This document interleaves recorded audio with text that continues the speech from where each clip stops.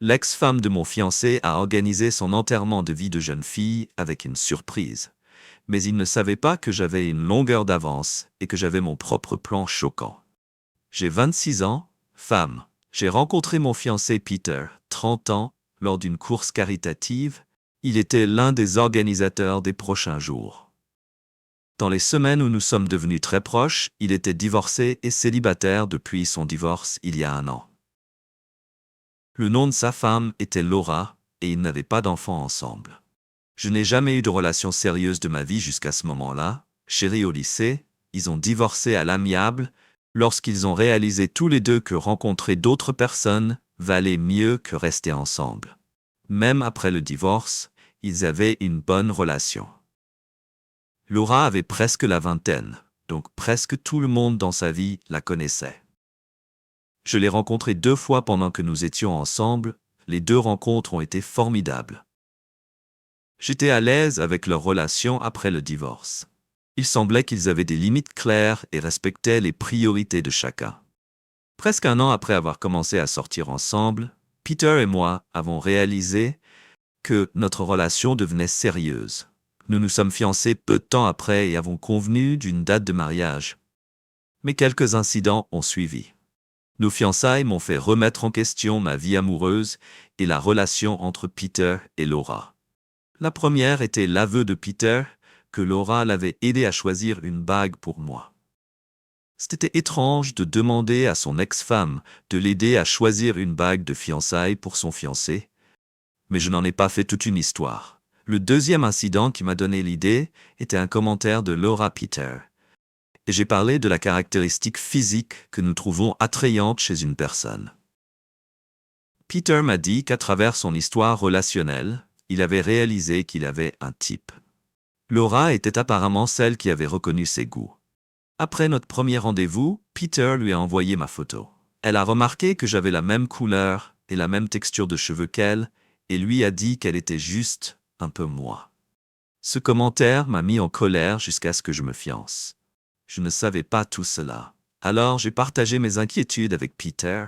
Il a accepté son erreur et m'a dit qu'il serait désormais plus prudent.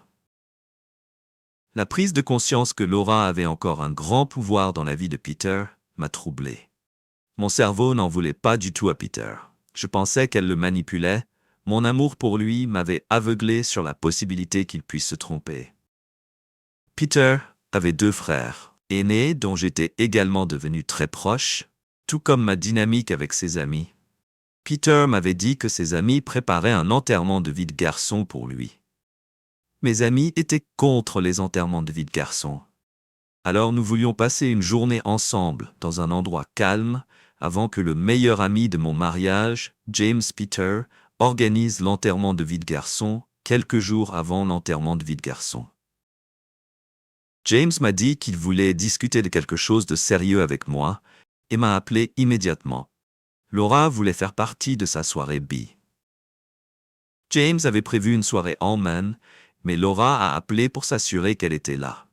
Elle lui a également dit qu'elle avait une surprise space pour Peter qu'aucun de ses amis ne pouvait offrir.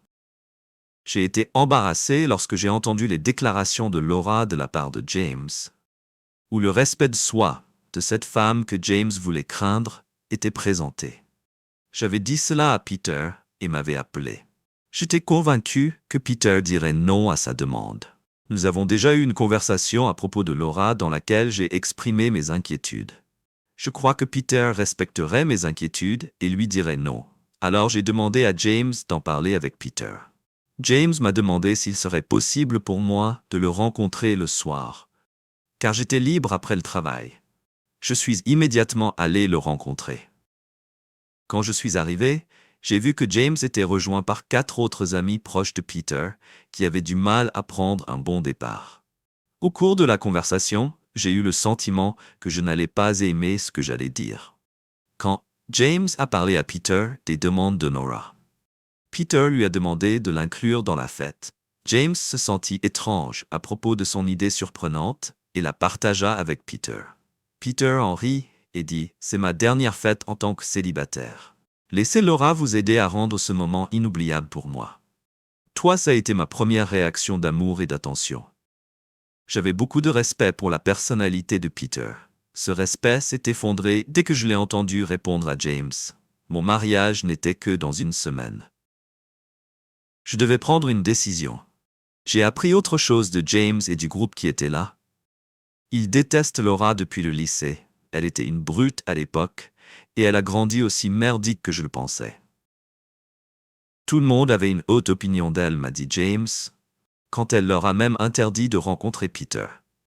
Mon premier plan était de rompre immédiatement les fiançailles avec Peter, et ainsi d'empêcher le mariage, mais l'idée que Peter aurait fait cela dans mon dos après le mariage m'a mise en colère. J'ai donc dû me venger, et j'ai décidé de continuer le mariage. J'ai demandé à James de garder secrète la conversation que nous avions eue. Il a accepté de poursuivre les préparatifs de l'enterrement de vie de garçon. Pour ce faire, j'ai d'abord dû rassembler des preuves. J'ai demandé à James d'envoyer à nouveau un SMS à Laura et Peter au sujet de leur implication, en m'assurant que la partie concernant la surprise était incluse dans leur conversation suffisamment de preuves numériques pour moi. J'ai utilisé la semaine pour créer un récit, juste des événements en ma faveur. James avait déjà réservé un Airbnb pour organiser la fête. Ma prochaine étape était d'être à cet endroit pendant la fête, ou de me cacher dans la pièce où je devais attendre quelque part à proximité et arriver à l'heure quand James me faisait signe de le faire. Je voulais savoir quelle était la surprise de Laura, mais elle ne l'a pas révélée. Même si James lui a demandé de l'ajouter à ses projets, qu'elle venait de lui demander la clé d'une chambre à Airbnb pour qu'elle puisse y rester, le foursome. La veille de la fête, j'ai pu passer quelques minutes en privé avec Peter. J'ai visité Airbnb avec James. James m'a montré la chambre qu'il voulait donner à Laura. Notre plan initial était simplement de me laisser me cacher dans le placard vide avant la fête, et quand Laura entrerait avec Peter, je pourrais me jeter sur elle. Mais cela semblait trop cinématographique et presque impossible. Alors je lui ai demandé de trouver un bon photographe. James devait m'appeler dès qu'ils entraient dans la pièce. Je venais frapper dans la pièce jusqu'à ce que le photographe doive l'ouvrir pour prendre des photos de moi surprenant mon fiancé en flagrant délit. Je l'ai ensuite envoyé en masse à toutes les personnes invitées à notre mariage, y compris le mari de Laura. Il a été assez impressionné par les compétences de James et a informé tout un groupe de personnes présentes à la fête de ce qui allait se passer. Donc, à ce stade, obtenir des preuves visuelles était une certitude, car au moins une personne garderait son appareil photo à l'écart. James m'a appelé dès qu'ils sont entrés dans la pièce. J'ai attendu quelques minutes de plus, puis je suis entré. Quelques personnes s'étaient déjà évanouies. Il y avait une dizaine de personnes dans la pièce principale en train de boire. Je suis entré directement dans la pièce et je me suis battu avec la porte. Après une minute, j'ai frappé continuellement. Peter est venu à la porte et l'a ouverte. Il a tenu la porte entr'ouverte et a jeté un coup d'œil à l'extérieur, pensant que c'était Peter. Le photographe a immédiatement pris quelques photos de la porte. Nous étions 3, mais je ne l'ai pas fait. Je ne veux pas en rester là. Je lui ai demandé quelle était sa surprise. À ce stade, comme il y avait une petite foule à l'extérieur de la salle, la plupart des gens avaient un air de dégoût. J'ai demandé à Laura quelle était sa surprise. Elle hésitait au début, mais quand je l'ai surprise avec les photos, elle a commencé à parler. Je voulais que toute la pièce l'écoute. Peter n'a même pas bougé le petit doigt pour la protéger de moi. Alors que Laura sortait avec Peter, elle est partie quelques années pour terminer ses études. Au cours d'une de leurs conversations, Laura lui a dit qu'elle avait essayé le lap dance à plusieurs reprises pendant qu'elle était à l'université. Il la suppliait depuis de le faire, ça pour lui. Il a refusé, même alors qu'ils étaient encore mariés. Elle a voulu le surprendre avec un tour de danse lors de son enterrement de vie de jeune fille, a mis la bague à sa main et s'est éloignée. Je suis allé directement chez mes parents. Je n'ai pas versé une seule goutte de larmes en arrivant. Je leur ai raconté ce qui s'était passé. Ils m'ont d'abord réconforté, puis m'ont dit que j'aurais dû arrêter Peter immédiatement lorsque j'en ai entendu parler. Le frère aîné de Peter m'a appelé. Ses parents ne le savent pas encore. Ils pensent aussi que j'en ai un peu exagéré avec le photographe, ce qui ne justifie en aucun cas auprès de son frère. Mais il a l'impression que si je ne l'avais pas retardé jusqu'au jour de l'enterrement de vie de garçon, j'aurais pu terminer le mariage plus tôt. Désormais, la majeure partie du mariage est planifiée et payée. Il n'y a donc aucune possibilité de remboursement. Les invités ont peut-être déjà réservé des billets. Suis-je un connard d'avoir laissé mon fiancé tricher avec son ex-femme? Je pourrais rassembler plus de preuves contre elle. Une journée s'est écoulée. Peter m'a appelé aujourd'hui et s'est excusé. Sans d'avoir été expulsé de ma maison et de dormir dans ma voiture. J'ai toujours peur de me faire voler ou que quelque chose d'encore pire se produise. À mon avis, déménager dans cette ville a été la meilleure décision que j'ai jamais prise. Concernant mes parents, comme je l'ai déjà mentionné, ma mère insiste pour que je déménage et je lui ai dit que je ne ferai pas ça. Et elle pense que je veux dire que je le ferai. Je couperai tout lien avec eux et je ne les soutiendrai pas financièrement. Ce ne sera pas le cas. Je suis en fait un peu déçu que ma mère se soucie plus des aspects financiers que moi, mais j'ai décidé que je ne garderai plus mes attentes à son égard. Je n'ai toujours pas réfléchi à l'avenir de ma relation. Avec mon père, peut-être que nous nous appellerons de temps en temps pour nous assurer que tout va bien, parce que je ne sais pas si je pourrais avoir une relation plus profonde avec lui. J'ai l'intention de rester en contact avec Sarah si jamais elle a besoin d'aide pour quoi que ce soit. Je n'habite qu'à quelques heures de chez moi, donc je pense pouvoir me présenter pour elle en cas d'urgence. Honnêtement, je ne sais pas si je maintiens cette relation avec eux. Même si ce n'est pas vraiment la bonne décision ou non, mais je ne pense pas qu'abandonner ses parents ou simplement les laisser seuls soit la chose la plus simple. J'ai fait de mon mieux pour ignorer le fait que moi seul pouvais les aider, mais je ne pouvais pas les laisser tranquilles, même si j'avais suffisamment de ressources pour m'occuper d'eux. Je ne leur dois rien, je le sais, mais je le sais. La fin, ce jour-là, ils m'ont élevé et m'ont donné tout ce dont j'avais besoin jusqu'à ce qu'ils me mettent à la porte. Bien sûr, je suis très en colère contre elles, mais je ne peux rien y faire. Je pense que je vais juste assumer ma responsabilité en tant que fille, et comme la sœur de Sarah et moi n'attendons plus rien d'elle, je pense que c'est le cas. Le seul moyen de garder ma paix, et s'ils décident de repartir, ils le peuvent. Mais cette fois, je ne serai pas seul et je ne m'effondrerai pas. Garçon a 17 ans. Heureusement, mes parents m'ont soutenu et m'ont aidé dans le processus qu'ils avaient mis en place quand j'étais enfant. J'ai créé un fonds en fiducie pour moi-même, auquel je n'ai pu accéder qu'à l'âge de 18 ans. Quand j'ai eu 18 ans, j'ai déménagé et acheté un condo. Je n'ai utilisé mon fonds en fiducie que pour le loyer de mes enfants ou pour les articles essentiels de la maison. J'ai également retiré quelque chose et l'ai mis dans un fonds d'urgence. J'ai trouvé un emploi dans l'entreprise de mon père pour pouvoir vivre confortablement, mais je n'ai pas pu suivre le style de vie avec lequel j'ai grandi. Quand j'avais 31 ans, j'ai rencontré mon mari actuel et sa fille, qui avaient 4 ans de moins que mes enfants. Mon mari et moi sommes restés ensemble pendant environ 4 ans, puis nous nous sommes mariés 2 mois avant l'anniversaire de mes jumeaux. Le jour du 18e anniversaire de mes jumeaux, mes parents leur ont donné à chacun leur propre fonds en fiducie. Au total, ils étaient 200 000.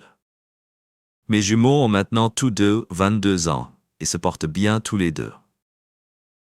J'aime me féliciter de la façon dont je l'ai élevé, et non de la façon dont mes parents m'ont élevé maintenant. Au cours des derniers mois, elle a dit qu'elle avait hâte d'obtenir son fonds en fiducie, tout comme mes jumeaux et moi. Je ne savais pas si elle le ferait ou pas, parce que je ne savais pas pour les jumeaux. À l'approche de son anniversaire, elle n'a tout simplement pas reçu d'argent. Au lieu de cela, ils lui ont offert une voiture. Mais dire qu'elle était déçue est un euphémisme. Elle a dit que nous ne l'aimions pas parce qu'elle n'était pas de sang et que nous la traitions toujours différemment parce qu'elle n'était pas ma fille, ce qui n'était pas vrai. Je l'ai aimée depuis le jour où je l'ai rencontrée, et je l'ai toujours traitée comme si elle était l'une des miennes. Ensuite, elle m'a demandé pourquoi je ne lui avais pas dit qu'elle n'obtiendrait pas de fonds en fiducie, puisque tout ce dont elle parlait et je lui ai dit que je ne savais pas si elle en avait un ou non, puis elle m'a dit que j'aurais dû. J'en ai fait un pour elle moi-même. J'ai essayé de lui dire que ce n'était pas possible, mais elle ne m'a pas écouté et a juste dit qu'elle me détestait et moi aussi. Trou. Je veux juste ajouter d'emblée que mon mari lui a dit de ne pas le faire à plusieurs reprises avec le fonds en fiducie parce qu'elle pourrait ne pas l'obtenir. Et je lui ai aussi dit que je ne savais pas si elle en obtiendrait un ou non. Mais elle a décidé de nous ignorer. Alors j'ai dû aller parler avec mes parents et ma belle-fille. J'ai demandé à mes parents pourquoi ils ne lui ont pas donné de fonds en fiducie comme mes jumeaux l'ont fait. Ils ont dit que comme ils ne connaissaient pas très bien SD, ils estimaient qu'une confiance était trop personnelle, parce qu'ils n'avaient pas cette relation grands-parents-petits-enfants. Ce qui est compréhensible. Mes parents avaient rarement l'occasion de voir SD, parce qu'ils étaient juste avec moi et mes enfants. Famille.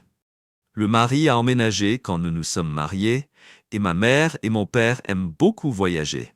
Donc ils ne l'ont vu que pendant les vacances et les anniversaires. Alors ils lui ont acheté une voiture, parce que c'est pas un si gros cadeau, parce que sa dernière voiture a eu un accident majeur. Je lui présente également mes excuses, non seulement de lui avoir dit qu'elle ne recevait pas de fonds en fiducie et de ne pas avoir suscité d'espoir, mais je lui ai expliqué qu'elle ne devrait pas s'attendre à quelque chose, simplement parce que quelqu'un d'autre l'avait obtenu. En particulier à quelque chose d'aussi personnel, comme fonds fiduciaire. Elle s'est excusée pour sa réaction et a remercié mes parents pour la voiture. Mais je pense qu'elle est toujours déçue. Alors, j'ai l'intention de l'emmener hors du pays pour un voyage d'anniversaire avec mon mari et les jumeaux. Également pour tous ceux qui demandent si la voiture elle a eu une BMW série 5 NTA 2023.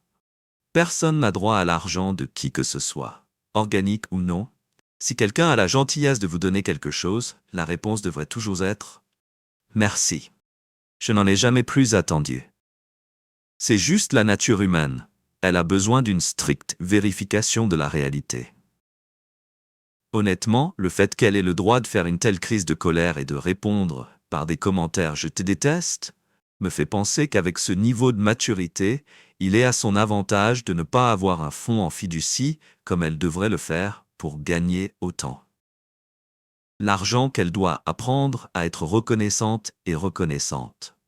Quelque chose que vous avez dû apprendre lorsque vous êtes tombée enceinte si jeune. Et il semble que vous ayez appris quelque chose à vos enfants après l'avoir vécu, ce avec quoi je peux sympathiser.